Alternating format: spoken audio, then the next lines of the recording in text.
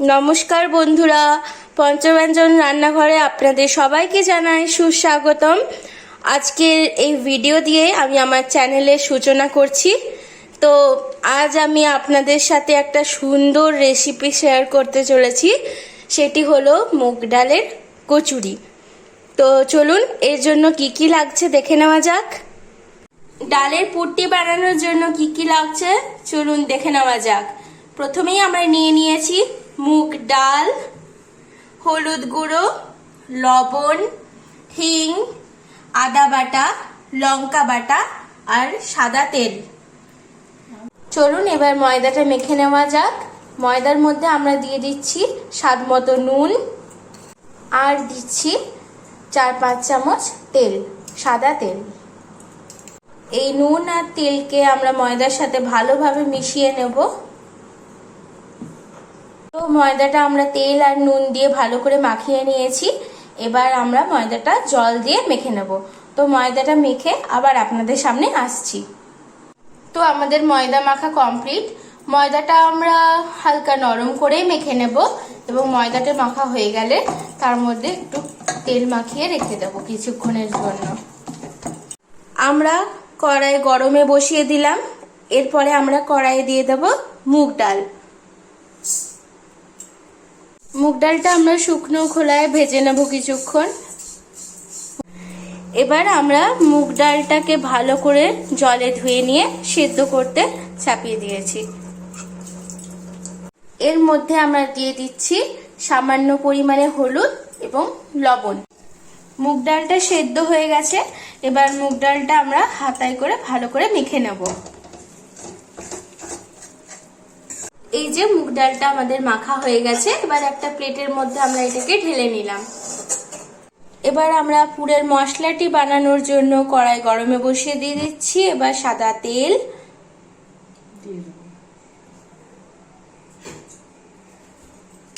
তেল গরম হয়ে গেছে। এবার এর মধ্যে দিয়ে দিচ্ছি কিছু পরিমাণে হিং। এরপরে দিচ্ছি একটুখানি আদা বাটা, কাঁচা লঙ্কা বাটা আর দিচ্ছি এর মধ্যে একটুখানি চিনি। আপনাদের আগে বলতে ভুলে গেছিলাম, এর মধ্যে একটুখানি চিনি অ্যাড করতে হবে। এবার আমরা মশলাটাকে একটু হালকা করে ভেজে নেব। মশলাটা আমার হালকা ভাজা হয়ে গেছে। এবার আমরা এর মধ্যে ডাল মাখাটা দিয়ে দেব।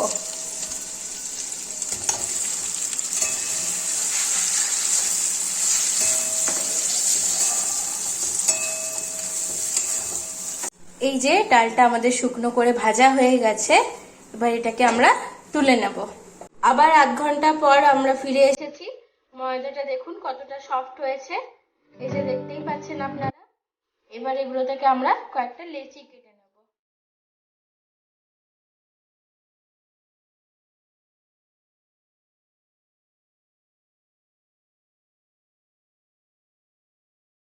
চলুন সব লেচিগুলো বানিয়ে নিয়ে আবার আপনাদের সামনে আমি আসছি।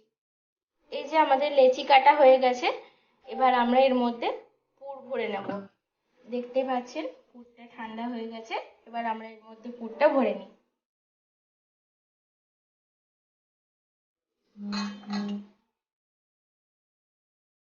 এইভাবে দেবেন এবং আস্তে আস্তে চারপাশটা মুড়ে নেবেন।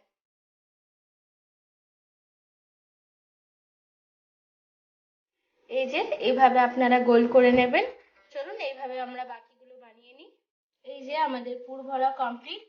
এবার আমরা কচুরিগুলো বানিয়ে নেব। বানিয়ে নিয়ে আবার কচুরি ভাজার জন্য কড়াইয়ে তেল গরম করতে আমরা বসিয়ে দিয়েছি। কচুরিগুলো এবার আমরা বেলে নেব।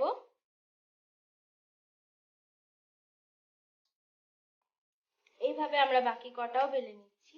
এই যে আমাদের বেলা হয়ে গেছে। এবার আমরা ভেজে নেব। তেল গরম হয়ে গেছে। এবার তেলের মধ্যে আমরা দিয়ে দেব।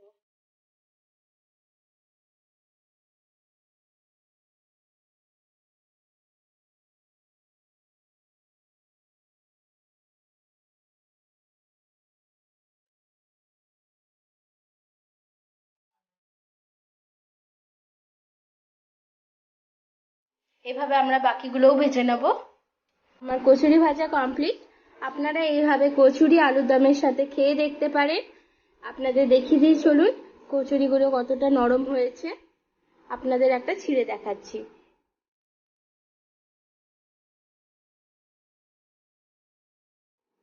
এই যে আপনারা দেখতেই পাচ্ছেন কতটা সফট হয়েছে এবং কতটা এর মধ্যে পুর আছে।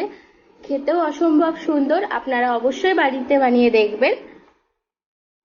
তাহলে আজকে এই পর্যন্তই।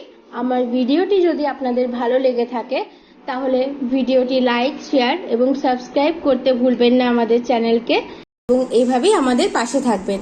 নমস্কার।